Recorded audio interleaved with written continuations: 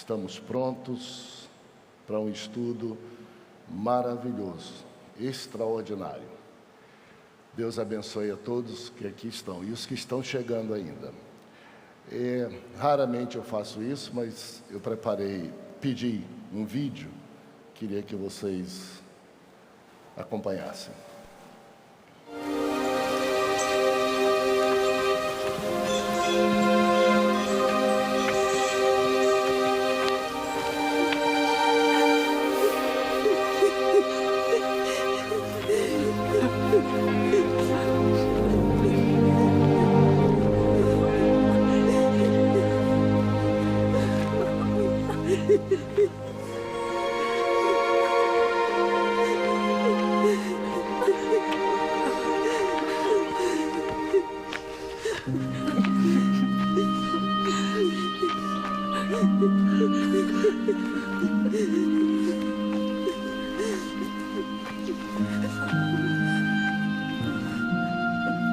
Não chores.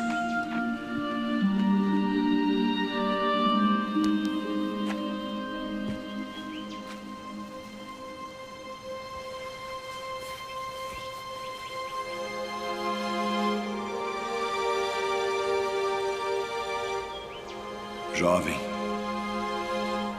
a ti te digo, levanta-te.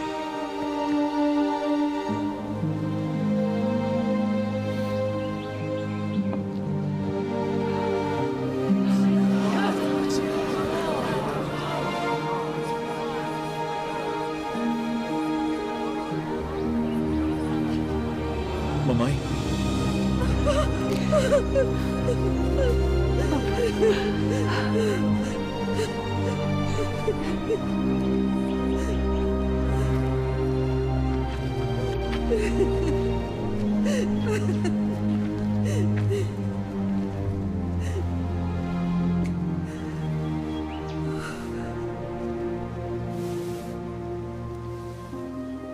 Um grande profeta se levantou entre nós.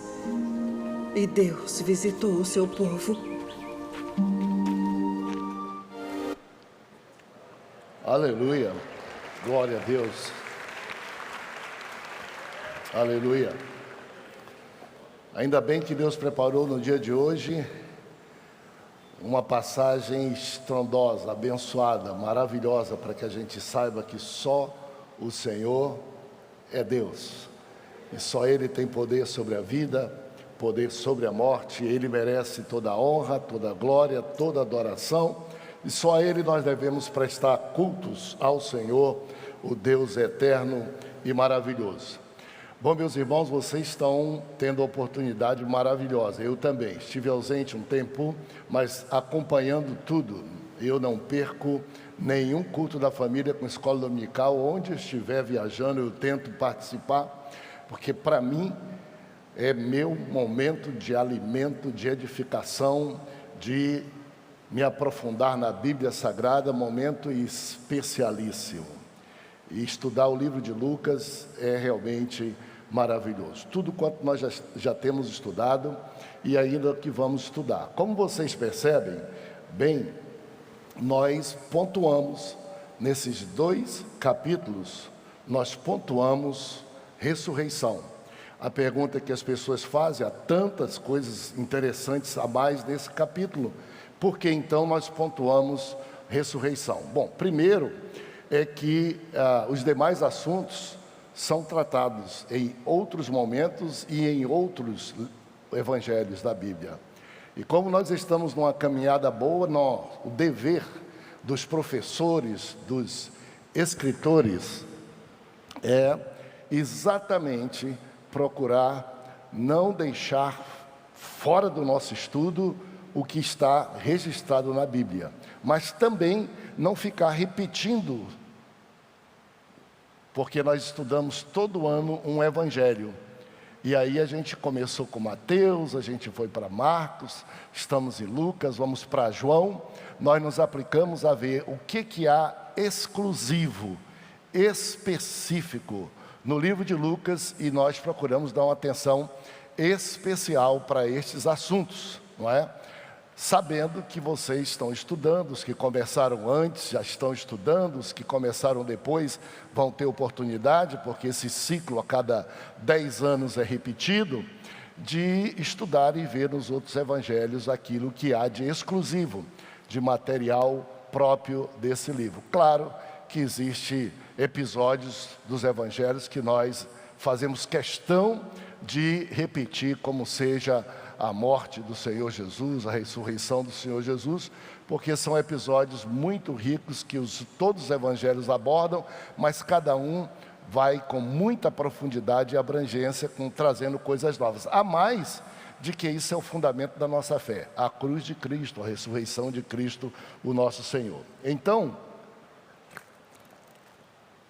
hoje nós selecionamos, no meio de tantas coisas interessantes do capítulo 8, ressurreição, que é um chamado de milagre supremo, ou milagre dos milagres. É aquele que passa por cima de doenças, passa por cima de qualquer coisa e diz que o Senhor Jesus é soberano sobre não só a natureza, a criação, como é o caso de acalmar o mar, como é o caso de multiplicar pães, como é o caso também de curar enfermos, quanto Ele é capaz de trazer de volta a vida às pessoas. Por isso é chamado de milagre dos milagres.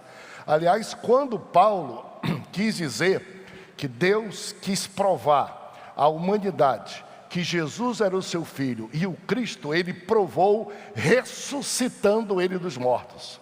Isso é um diferencial muito grande, porque você pode pegar todo mundo que você quiser, que fundamentam as diversas crenças, fé e religião.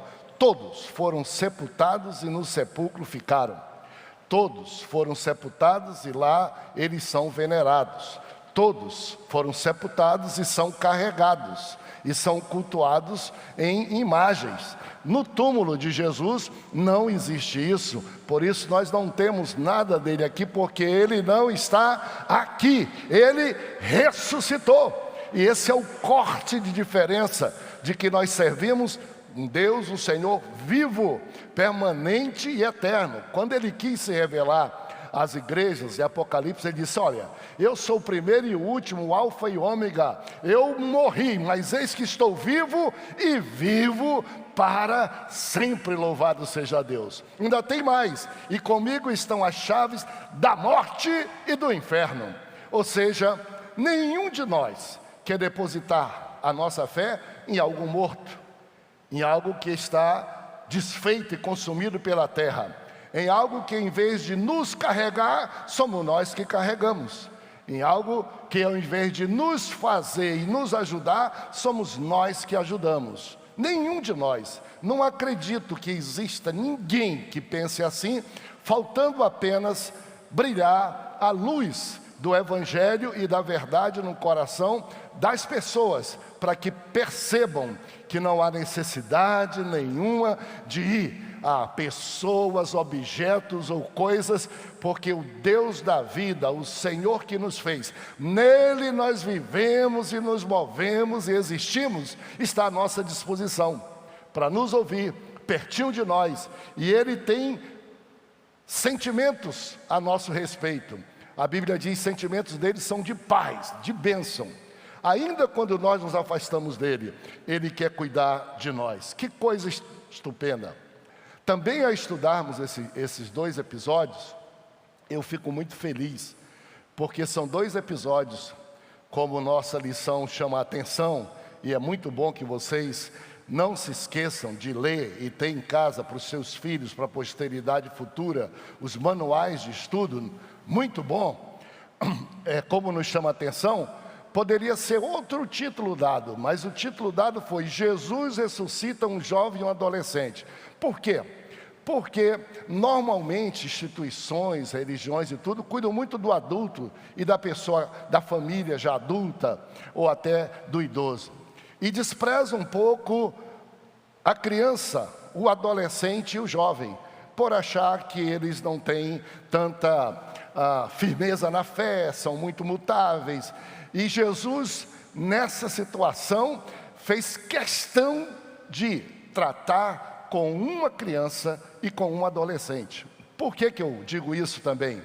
Porque ao subir aí, vi aí tanta adolescente, tanta criança aí, na escada, aí nos corredores, os nossos filhos, e eu abracei eles, e com muita felicidade eu vejo nesta igreja um cuidado especial com as crianças e com os adolescentes e com os jovens da nossa igreja. Uma certeza absoluta que eles são pessoas que são cheias de fé, e nós os encheremos de fé, e nós faremos aquilo que nós já dissemos há muito tempo: meus filhos e meus netos terão a mesma fé que eu tenho, e servirão a Deus com alegria na Assembleia de Deus. A gente modifica, a gente pinta, a gente cria sala, a gente faz tudo o que for preciso para salvar uma alma de um incrédulo, e para cuidar dos nossos filhos, nós fazemos também. Passamos por cima de tradições, às vezes, de algumas pessoas que já são salvas, idosas, dizem: eu tenho saudade da igreja de antigamente, não pode ter uma cor, não pode ter uma luz. Calme lá, você já teve o que você precisou para ser salvo. Deixa as futuras gerações, as meninas, os meninos, os jovens nossos serem salvos. Deixe Jesus ressuscitar a fé das nossas crianças e a fé dos nossos jovens. Senão, nós vamos morrer. Ontem nós tivemos um belo congresso dos idosos, e eu não tenho como negar e nem pretendo negar, porque a Bíblia nos abençoa muito. Provérbios 20, 29 diz assim: a glória do jovem é a força, a beleza dos idosos são seus cabelos brancos. Não estou falando mal de quem pinta, não tem problema nenhum, pode fazer a sua pintura toda, não tem problema, cada um faça a sua adequação. Mas que coisa maravilhosa! Vocês precisavam estar lá hoje à noite, estejam aqui, porque vai ter aqui no templo, em todo o templo. Meu irmão, o nome dele é Simão Tomé, olha o nome dele. Você diria: que nome esquisito. Nosso irmão, com 115 anos, andando, mente totalmente lúcida. Eu perguntei para ele quantos anos de fé, ele disse: mais de 100 anos, aos 6 anos de idade, 100 anos. E disse assim: pastor, no próximo congresso eu vou ser o primeiro que vai chegar aqui, o mais cedo que vai chegar aqui. Eu me atrasei um pouquinho andando e tudo mais. Minha irmã Meridiana, com 107 anos, que história linda.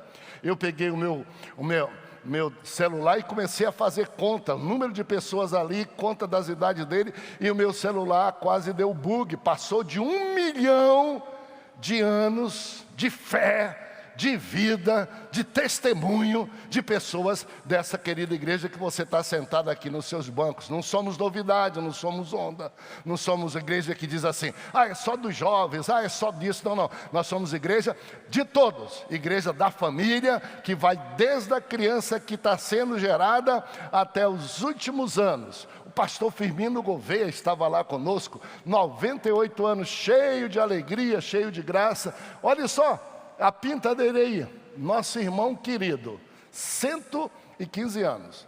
Eu anunciei, e eu já sabia que era verdade, mas ele fez questão, enfiou a mão aqui debaixo da camiseta do congresso, e alcançou o bolso da camisa de baixo, pegou e entregou a identidade aqui. Disse: está aqui, ó, essa é a minha identidade, está aqui, 1908.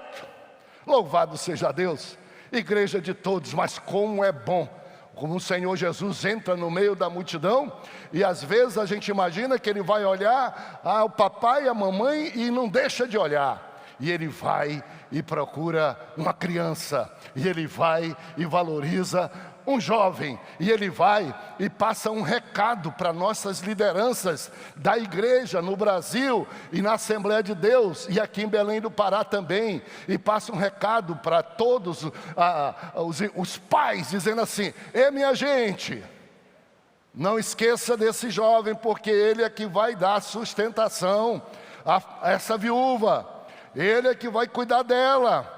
Ele é que dá equilíbrio. Se faltar ele no ambiente, a coisa fica solidão, monótona, ruim, feia. Não deixe de cuidar desses adolescentes, porque olha só, está na Bíblia. Vejam só o que foi que os pais fizeram para salvar um adolescente. E veja só que atenção Jesus deu para chegar a um adolescente. Você diz assim, só para devolver a vida? Claro, a vida física é muito importante, mas para devolver também a vida espiritual, para manter a esperança de que Deus não é Deus de mortos, é de vivo. E Deus não é Deus só dos velhos, dos maduros. Deus é Deus das crianças, Deus é Deus dos adolescentes, Deus é Deus do jovem.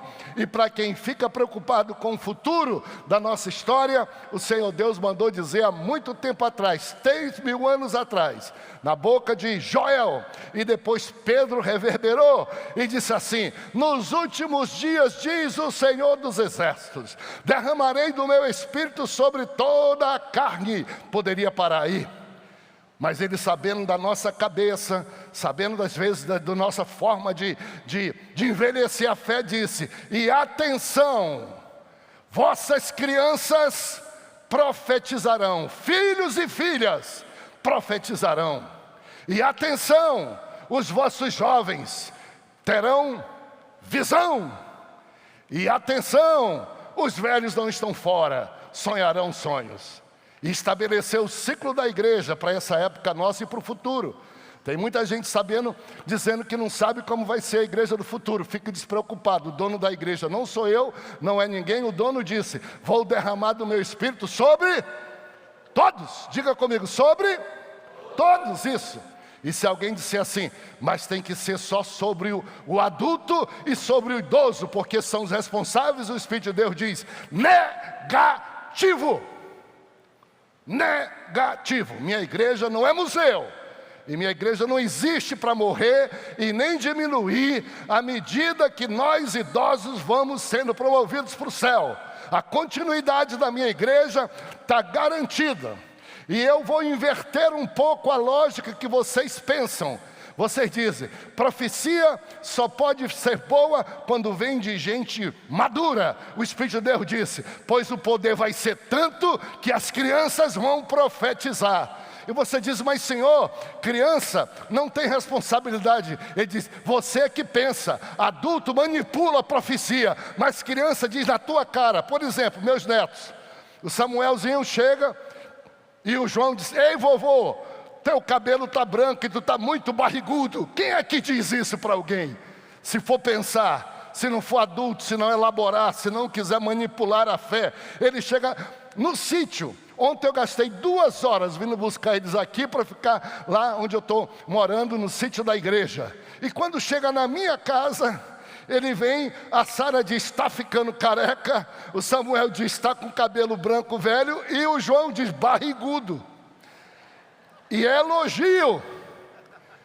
E eu nem conserto isso. Se prepare que as crianças vão dizer, sem pensar, aquilo que Deus vai mandar elas dizer. Para você, para a igreja, não existe palavra mais legítima do que a palavra de uma criança, muito mais inspirada pelo Espírito de Deus. Que venham as crianças que profetizem, que Deus esteja ressuscitando a fé de uma geração nova, para que essa igreja seja cheia de barulho, cheia de grito, cheia de correria, cheia de criança plantando bananeira. Não tem problema não. Aqui é o lugar da criança e do adolescente. E criança crente não vira velho. Criança crente tem que continuar fazendo peratice, mas cheia do Espírito de Deus, só isso basta. Se quiser ficar parecido com velho, não serve. A igreja não serve para envelhecer. A igreja serve para dizer que Jesus está em todas as gerações. Vocês veem então que eu estou muito entusiasmado. Nossos adolescentes, pessoal do Connection, nossas crianças, que coisa extraordinária. E Jesus está olhando para você. Incomodou também a ele a morte de uma criança. Vocês podem imaginar como o coração de Jesus deve estar se sentindo, vendo as cenas que o mundo está proporcionando para ele, no berço de onde ele nasceu. que nem eu tenho coragem, às vezes, de ver as cenas, às vezes até aumentadas pelo próprio ser humano. Que dureza, que tristeza, que dor. E a gente procura explicação que quase nunca vai achar, mas algumas a gente ainda acha. Por exemplo, na Bíblia, quando foram crucificar Jesus, Pilatos perguntou se crucificava ou não crucificava, e queria livrá-lo aparentemente. E as pessoas que estavam ali na turba disseram: não, crucifica, o sangue dele pode cair sobre nós. Assumimos toda a consequência de não crer e de ser cruel. Vocês imaginam Jesus entrando naquela cena e dizendo, e chorando, e dizendo assim: ah, se vocês soubessem quanto amor eu tenho por vocês, assim como uma galinha que protege debaixo das suas asas seus pintinhos, eu os protegeria. Mas vocês desprezaram esse dia da chamada e da dispensação, por isso a vossa terra ficará deserta. E quanto isso tem a ver com o vazio do coração dos homens e a ausência da presença do Senhor Jesus, como é que seres humanos, nessa era da tecnologia, do celular, não são capazes de resolver problemas sem matar cruelmente o seu próximo. O maior atestado da decadência impossível do homem. E nós vamos continuar. Jesus disse, ó, vai ter guerra e rumores de guerra. Ele não estava anunciando uma guerra a mais, uma guerra a menos. Ele estava dizendo, vocês vão ver o fim da picada da brutalidade, da selvageria dos seres humanos, que sabem, e sabem muito bem, que é possível, que a humanidade pode entrar numa situação dessa.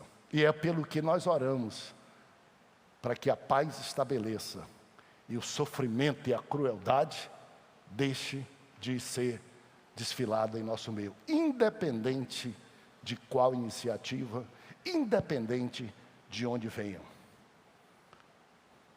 Porque Deus ama o ser humano, a pessoa. E Deus não está nisto. Quando muito, as pessoas disseram, nós não queremos os princípios de Deus, porque nós queremos é matar mesmo, vencer. E a Bíblia diz que Deus retira a sua mão. E o ser humano, sem o amor de Deus e sem o controle da mão de Deus, descobre que é um animal, com uma diferença só, que tem racionalidade, mas anula, e outra, que tem espírito e que dará conta a Deus daquilo que fez, mas vira pior do que os animais. Glórias a Deus pelas nossas esperanças, e glórias a Deus. Vamos passar, já visto o princípio geral de tudo, mas nosso compromisso de ler, pode por favor, vamos lá então. O filho da viúva de Naim, o que foi que Jesus viu? Quem pode ler para mim, por favor? Verso 12.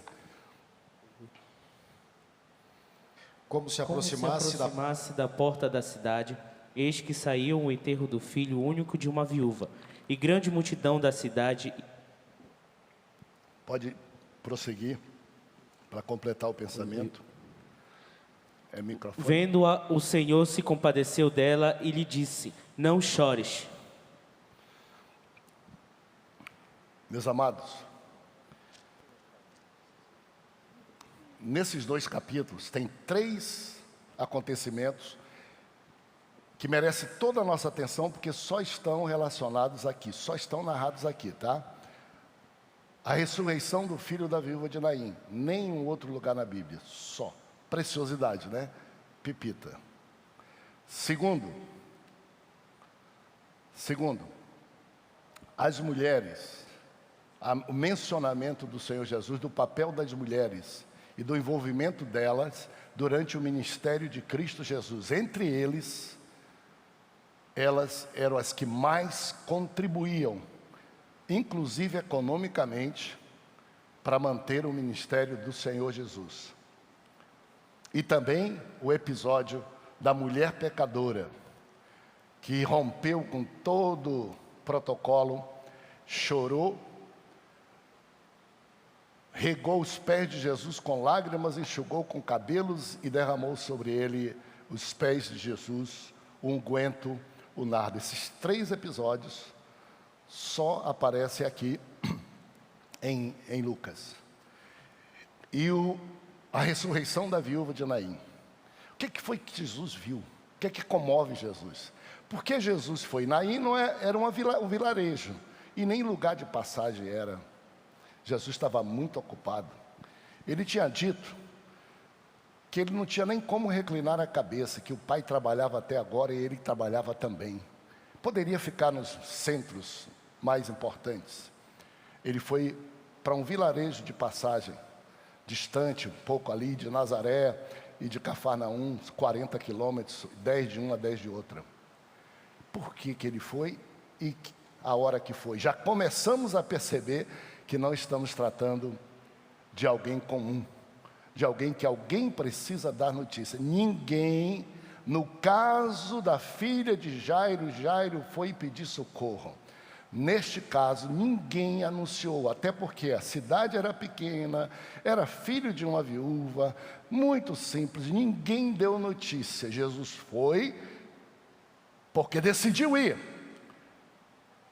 Porque no meio daquela aflição talvez nem tivesse tido tempo de mandá-lo anunciar.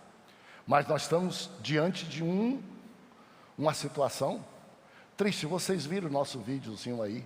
Eu passei ele porque eu estudando, vendo, eu chorei. Porque eu me imaginei tendo um filho, esse filho sendo um jovem. Pela palavra bíblica usada, esse jovem era um jovem entre 17 a 21 anos no máximo. Atenção, a morte de um jovem já comove, é prematura, é antes. Quando a idade está avançada, a gente diz, mas já viveu, ainda não se conforma, mas um jovem é interrupção de sonhos, é interrupção de vida, é interrupção de tudo. Mas tem um agravante a mais. Esse jovem que morre, ele é filho único.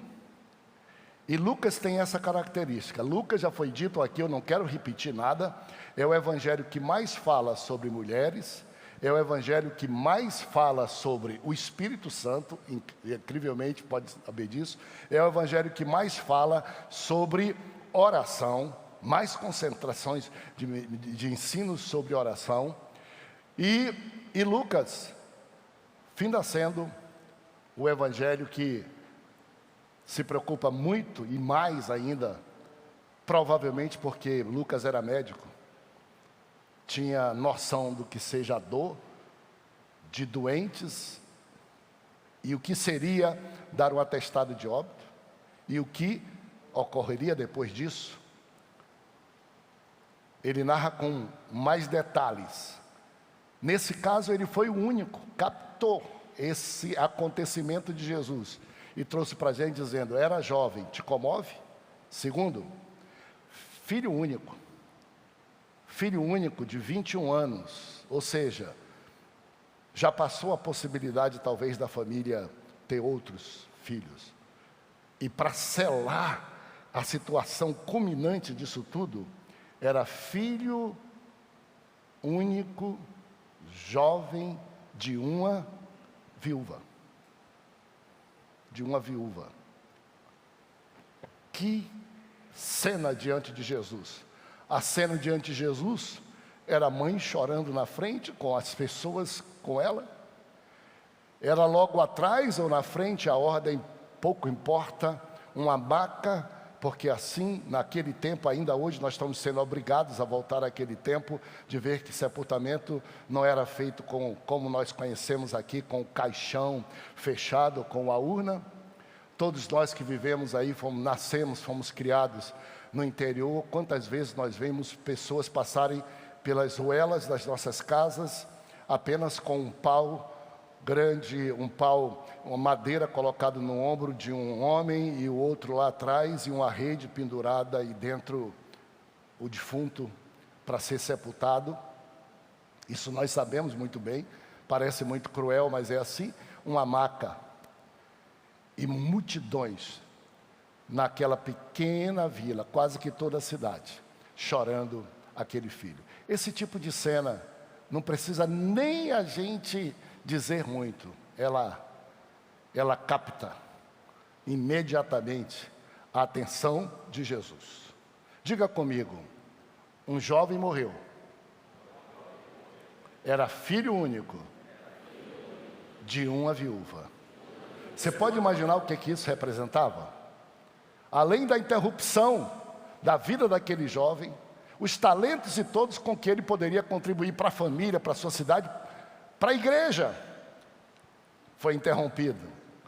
Você pode imaginar que aquele jovem, como nós chamamos aqui, é arrimo de família, ou seja, é a força de trabalho. Naquele tempo não existiu previdência nenhuma para cuidar da viúva e nem para aposentadoria ficar com ela. Era o trabalho que daria resultado e garantia de subsistência. Aquele jovem já estava, quem mantinha a sua casa, arrimo de família, quer dizer, sustentava a sua mamãe.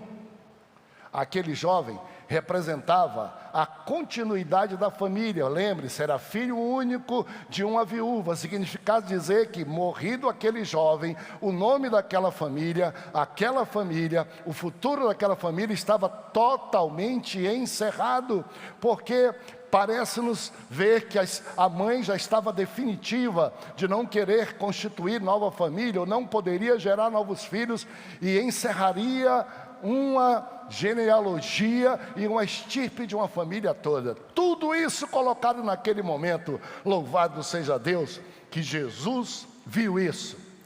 Vamos ver o que foi que Jesus sentiu? Pode ler, por favor? Vendo-a, o Senhor se compadeceu dela e lhe disse: não chores. Ver é uma coisa, compadecer-se é outra coisa. É aquilo que nós estamos aqui no mundo de hoje. Nós estamos num risco, um perigo muito grande da gente banalizar o sofrimento humano, a morte humana, o esquartejamento humano, a dor humana.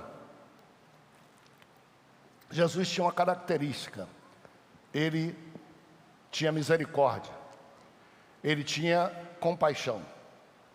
Eu acho interessante, porque a gente pergunta muitas vezes, toda vez que Jesus fazia milagre, dizia: não contem muito, não façam arruaça, não reúnam multidões muito grandes. No capítulo 9 do livro de Mateus, diz a Bíblia que o Senhor viu uma grande multidão. Hoje nós vimos multidões grandes aqui em Belém, uma semana, 15 dias. E o Senhor Jesus viu aquela multidão e teve compaixão deles. Compaixão deles. E a Bíblia diz que ele teve compaixão deles porque eram como ovelhas sem pastor, aflitos, angustiados, cansados, procurando alguma coisa, mas sem direção correta de um pastor. Para qualquer pregador, para qualquer político, para qualquer homem que fosse vaidoso, multidão significaria: olha a oportunidade que eu estou tendo de visibilidade, olha a oportunidade que eu estou tendo de falar. Para alguns, e até mesmo pregadores, nós diria: eu junto muita gente. Vocês sabem que nós aqui não somos muito habituados, né? As pessoas às vezes nos criticam. A gente celebra a nossa festa, a gente não convida cantor, não convida pregador. E quando convida, e eles vêm, a gente não anuncia quem vai pregar, nem quem vai cantar, porque nós cansamos de homens e mulheres dizerem: a igreja precisa do meu cântico e da minha pregação, porque eu é que reúno pessoas. Nós dissemos: o dia que a igreja só se reunir porque vai ouvir e vai ver a um pregador, um cantor, é a falência da igreja. Nós temos um culto que, se você não foi ainda, você deve ir. É o nosso culto da festa da oração, da marcha da oração e do fogo da oração. Todo mês nós fazemos isso. Na primeira terça-feira, no centenário, o que é que vai ter lá? Não vai ter nada além da festa da oração, da marcha da oração, do culto da oração e de testemunho sobre a oração.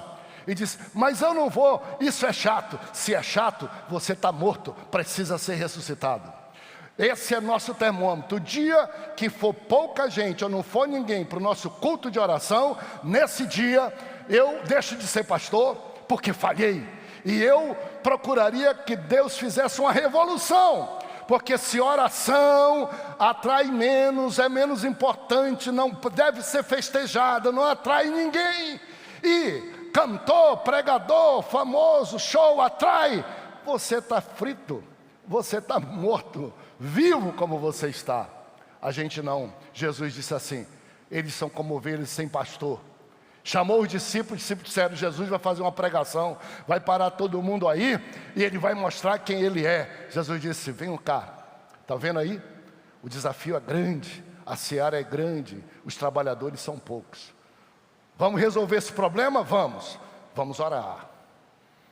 Deram a mão, provavelmente ou não, e disseram: vamos orar.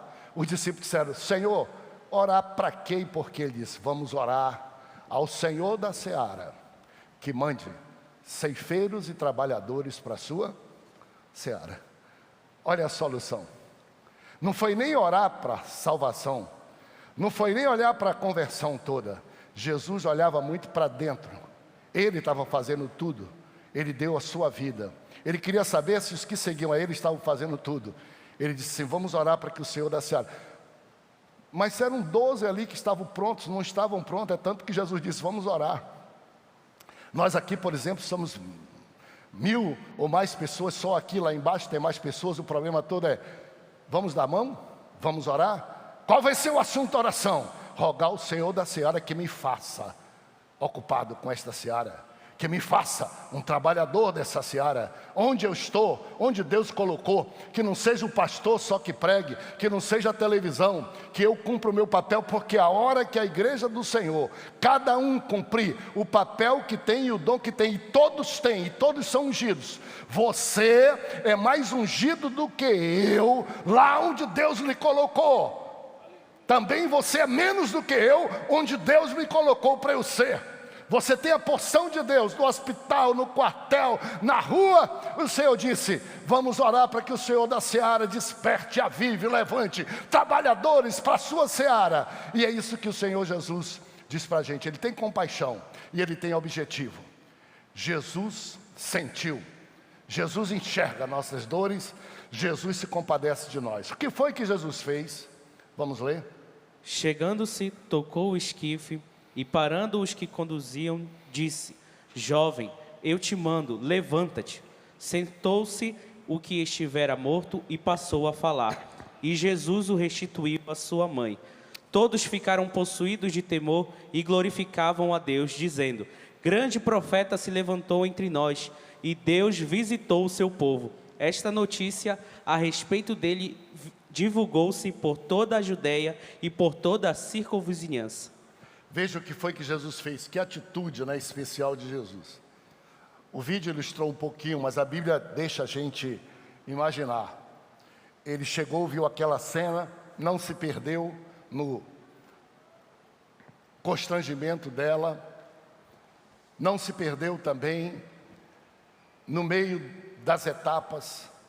Ele foi direto à pessoa que mais estava sofrendo. Não era nem o jovem. Depois da morte, não se tem esse sofrimento.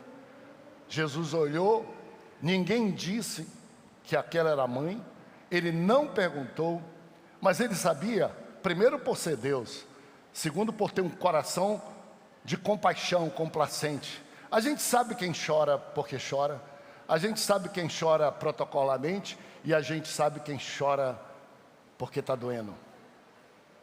Essa sensibilidade a gente tem, Deus desenvolve. Jesus foi direto com aquela mulher e disse para aquela mulher: vou enxugar tuas lágrimas, não chore. Ninguém tinha dito isso. Você sabe, eu participo de muitos sepultamentos, muitos. Um dia vocês vão participar do meu, se Jesus não voltar antes. Eu acho tão cruel uma pessoa chegar para outra que está chorando e dizer: não chore. Eu só posso dizer: chore o máximo que você puder, porque quem ama, chora. Eu acho muito cruel a pessoa chegar num sepultamento, a pessoa está toda dolorida ali, e diz assim, meus pêsames. Para que pêsames? Para alguém que já está com dor. Procure alguma palavra mais interessante. Procure alguma palavra mais animadora para aquela pessoa. Olha, minha solidariedade, minha oração, meu amor por você. E anime aquela pessoa, ela já está no fundo do poço. Não empurra mais para baixo aquela pessoa. Jesus chegou e disse, não chore, ninguém tem essa autoridade ou resolve um problema como esse. E Jesus se dirigiu e foi àquela maca, aquele esquife, como a Bíblia diz, uma palavra mais sofisticada, não é? Aquele túmulo da moda como era antigamente, aquela maca, parou, tocou e disse, jovem, levanta-te. Existem muitas coisas interessantes aqui. Primeiro, Jesus não podia tocar em mortos. Jesus era de descendência sacerdotal. E sacerdote, se tocasse no morto, ficava imundo durante muito tempo depois. Jesus já tinha quebrado um pouco desse protocolo por causa dos leprosos. Que leproso tinha que ficar bem distante, dizendo, sou leproso, para não contaminar a pessoa que era boa, não podia nem chegar perto. Jesus foi logo tocando nos leprosos. Jesus foi na mão, ou seja, ele não se contamina, essas coisas não atingem ele. E Jesus foi e disse para aquele jovem, eu disse para tua mãe, para não chorar. E eu disse porque eu vou completar agora a obra. Levanta-te, jovem, desta cama e deste leito, volta. O que Jesus estava dizendo? Jesus estanca lágrimas, irmãos, que nós não podemos. Nós devemos chorar, nós sabemos chorar. Jesus sabe enxugar lágrimas, estancar lágrimas. O que que nós não podemos fazer, mas Jesus pode? Jesus triunfa até sobre a morte, até sobre a doença. Nós estamos cheios, nesse capítulo cheio, Jesus expulsa demônios, Jesus faz o mar acalmar, Jesus perdoa pecadores, Jesus faz tudo o que é preciso. E Ele vence, e já venceu até a morte. Por fim, Jesus nos devolve esperança que a gente acha que já se foi. Eu digo que quando a gente está pronto para perder, é que nós estamos prontos para ganhar. Quando a gente começa a dizer que nós abrimos mão de alguma coisa, se esta coisa é legítima, o Senhor Deus diz, agora que você colocou no devido lugar suas prioridades, eu vou confiar a você, porque você vai poder usufruir bem disso que você está buscando agora, porque você arrumou sua vida. Como a Bíblia diz, em primeiro lugar o reino de Deus, sua justiça, as demais coisas serão acrescentadas. E veio a morte. E mais à frente, nós vemos Jesus sendo proclamado como Senhor, verdadeira a sua divindade, a mãe e a multidão toda dizendo, na verdade, tem gente diferente. Na verdade tem Deus, na verdade tem Senhor de tudo isso que aí está. Não sei o que está aí na sua vida, nem quanto choro você tem, nem quanto tempo se está morto, mas Jesus está dizendo para mim, está dizendo para você, ó, tem solução. Aproveita para chorar bastante, porque vai chegar uma hora que eu vou dizer, não chore mais. E a hora que eu disser, não chore mais, espere o complemento disso. O milagre vai vir, ainda que seja a ressurreição de uma pessoa. E Jesus não diz isso, eu vou acrescentar, mas Jesus diria, e por favor, quando você receber isso, pelo menos diga que só o Senhor é Deus. Pelo menos dê um glória a Deus, dê um aleluia, cante um hino, venha para a igreja, seja alegre. Não fique aí banalizando coisas que eu tenho feito por vocês. Quantas ressurreições eu tenho feito por vocês? Nós, Igreja Assembleia de Deus, se Deus quiser, Eu sinto falta de algumas coisas, mas eu sou culpado também porque elas faltam. Por exemplo, eu não posso falar nada de mal da igreja de Belém do Pará, porque se eu falar de mal da igreja de Belém, eu estou falando da minha responsabilidade. Eu sirvo como pastor há 26 anos nessa igreja. Mas de vez em quando eu digo para os pastores, pastores, de vez em quando eu estou com saudade de glória a Deus e aleluia mais forte, está tudo muito fraco. Eu estou com inveja que tem gente de outra igreja dando glória a Deus e aleluia melhor do que nós. Às vezes, eu estou com inveja, porque antigamente, as pessoas até passavam lá por fora. Tem um ditado que diz que nas orações, barulho era lá fora, a pessoa via aquele barulho todo, e eram as irmãs orando, e tinha 5 mulheres, e o barulho era o barulho mais alto do mundo, que atraía a pessoa lá fora. Hoje, milhares de nós aqui dentro, o pastor diz assim: vamos fazer um clamor pela guerra, vamos fazer um clamor. Eu não vou usar o microfone, vocês vão poder orar. E parece que está no enterro. Ninguém levanta a voz. Precisa o pastor voltar e dizer: gente, aclamou! Gente, aclamou! Quando a gente exclamou, não é cochicho, não é oração de fechar.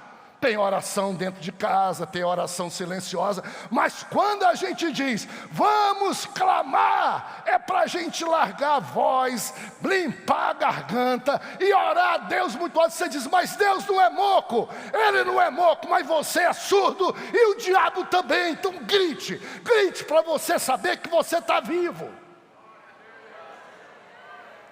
Quem está vivo faz barulho. E houve barulho nessa multidão. Fique em pé comigo. De passagem, coloca aqui por favor. De passagem, as mulheres, só nesse capítulo, 2 capítulos, olha. Mulher do vaso de alabastro. Mulheres que assistiam Jesus, entre outras coisas. Elas supriam necessidades, porque tinham condições. Mulher que toca nas vestes de Jesus. Parabéns, mulheres. Eu falei sobre os adolescentes. Falei sobre jovens, falei sobre crianças, não dá para deixar de falar sobre as mulheres. Literalmente, eu sempre tive essa dificuldade, porque eu sempre vejo que na igreja as mulheres são maior número, elas são mais dedicadas, e elas são as que às vezes na sociedade antigamente nunca trabalhavam e tinham dinheiro, mas o pouco do dinheiro que chegava à mão dela, que o marido às vezes não dava, ou se dava, eram as que mais sustentavam a casa de Deus.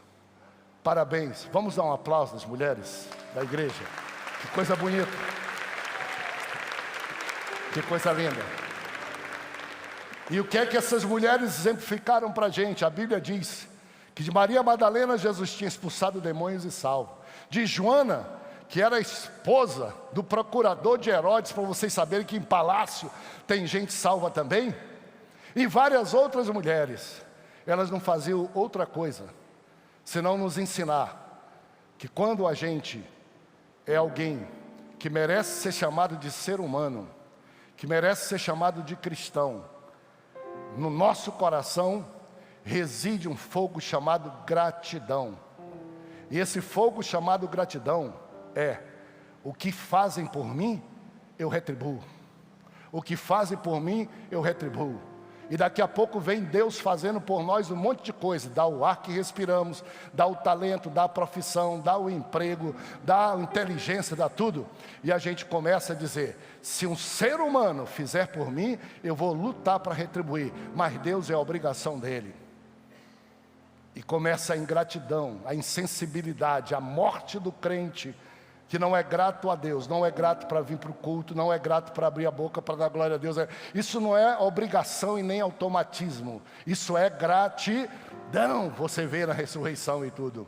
E diz assim: eu não dou ofertas, eu não ajudo, eu não entrego dízimo, eu não faço nada. Chame do nome que você quiser. Só quero dizer para você uma coisa, que nessa sua mesquinhez de deixar de ser grato, um dia o Senhor vai dizer: por que eu vou continuar dando vida, abençoando e socorrendo esse homem e essa mulher indiferente e ingrato a mim? E no dia que isso acontecer, você vai chorar. E talvez desperte, vai ser muito tarde. Quantas vezes eu trato com alguma pessoa e disse: pastor, depois da Covid, agora eu vou servir a Jesus de todo o meu coração. Mas só depois da Covid, só depois dos 70, só depois dos 80, ótimo, faça. Por que não ser grato a Deus? Por que não sorrir? Por que não trazer uma oferta com alegria? Por que não trazer um dízimo com alegria? Para aqueles que fazem cálculo sobre dízimo, gostaria de dizer para você, o cálculo não é tão importante não. E eu vou lhe provar, porque tem muita gente que traz para a casa de Deus mais do que 10, 15, 20%, porque não está restrito a imposto, não está restrito a tributo. Diz assim, 10 é o que está sugerido, o pastor prega, eu vou além disso, eu posso, Deus me deu, eu vou ficar com 90, eu vou ficar com 80 para mim, para minha família e tudo. Já imaginou se eu puder dar 50 e os 50 que sobrar ser suficiente para mim, para minha família, tudo? Quer dizer que Deus está me abençoando. É uma coisa de sequência. Um tempo desse eu ia escrever um livro, depois eu digo não, porque eu estou vivo ainda, as pessoas querem, não vou escrever. O livro que eu ia escrever era deixei de ser dizimista.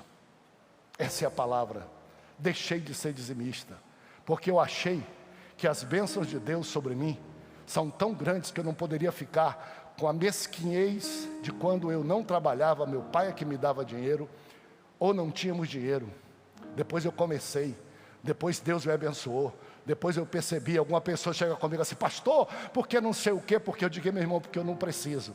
Tudo que Deus me dá, a mais do que eu não preciso, eu aproveito para devolver a Ele. Tudo que Deus me dá, mais do que eu preciso, eu digo para Ele, Deus, está contigo. E eu já descobri que essa dinâmica é uma dinâmica que eu nunca venço. Nunca venço. Minha esposa diz, quanto mais comida eu dou, mais comida me dão. Quanto mais roupa eu dou, mais roupa me dão. Quanto mais oferta eu dou, mais chega a condição na minha vida para dar oferta. Isso é maravilhoso, essas mulheres nos ensinam. E por fim, cante comigo. Para a casa de Jairo ia Jesus, uma grande multidão ia atrás dele. Uma pobre mulher cheia de fé contou a multidão e o tocou. Faz tu qual a mulher que foi tocou na orla dos vestidos de Jesus.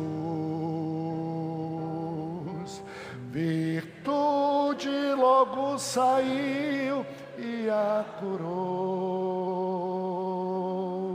Se nele tocas tu, sarás também. Jesus curou essa mulher de passagem, experimentou a fé de Jairo, o pai da criança que estava muito mal, e no caminho disseram, ela morreu e foi-se a esperança. Jesus disse, não tenha medo, não tenha medo, Jairo, tenha fé. Quando Jesus chegou, todo mundo correu chorando para derrubar a fé de Jairo e de Jesus.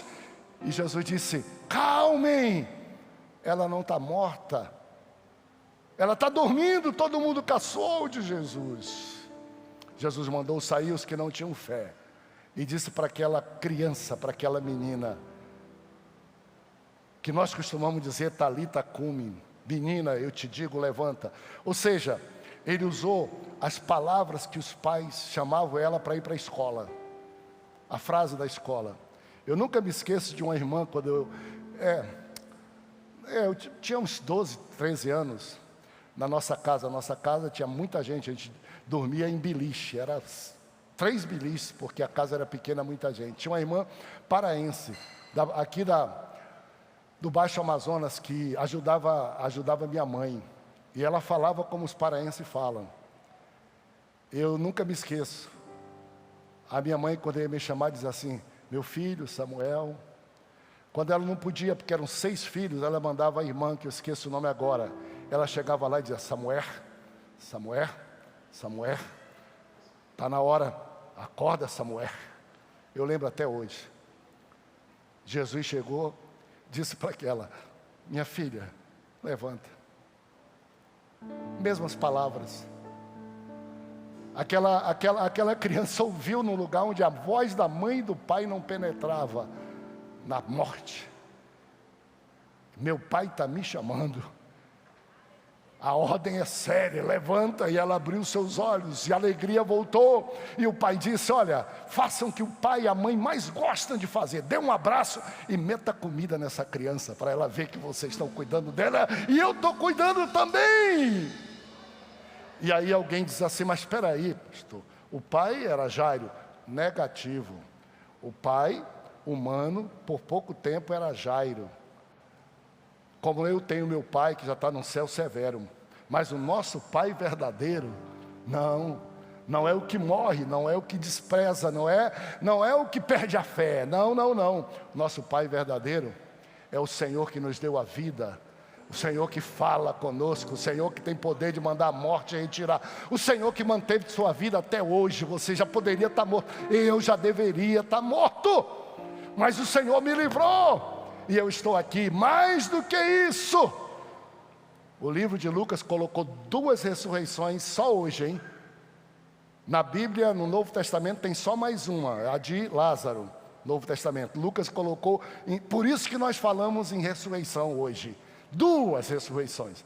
Tem mais a de Lázaro e, claro, a do Senhor Jesus. Ele disse: ei, eu não ressuscito só os outros, não. Quando disseram você está morto, os guardas disseram: esse daí já era. No 3º dia ele ressuscitou e disse: eu ressuscito até mim mesmo. E mais, ele disse: é só uma amostra para vocês, que a morte está sassaricando ainda, fazendo vocês ficarem tristes. Não há nada mais duro do que a morte. A Bíblia diz que a morte escraviza as pessoas. Diz que Jesus veio para livrar aqueles que pelo medo da morte estão escravos do pecado a vida toda. Vocês veem o que nós vimos por aí? Pode ter certeza. Medo da morte, livrai-nos da morte, livrai-nos da morte. Tudo isso, Jesus disse assim: olha, deixa eu dizer para vocês uma coisa, se preparem. Nem todos nós morreremos. Que coisa maravilhosa, né? Quem conhece de morte pode falar. Quem mais poderia dizer isso? Nós todos não morreremos, não, mas seremos todos arrebatados. Que complexo. Deixa eu explicar para vocês. Nenhum de nós vivos teremos vantagem sobre os que morrem. Explica, é mais complicado ainda. Como isso, Jesus diz? Porque todos os que morrem em Cristo hão de ressuscitar primeiro, e vão ressuscitar em corpos gloriosos.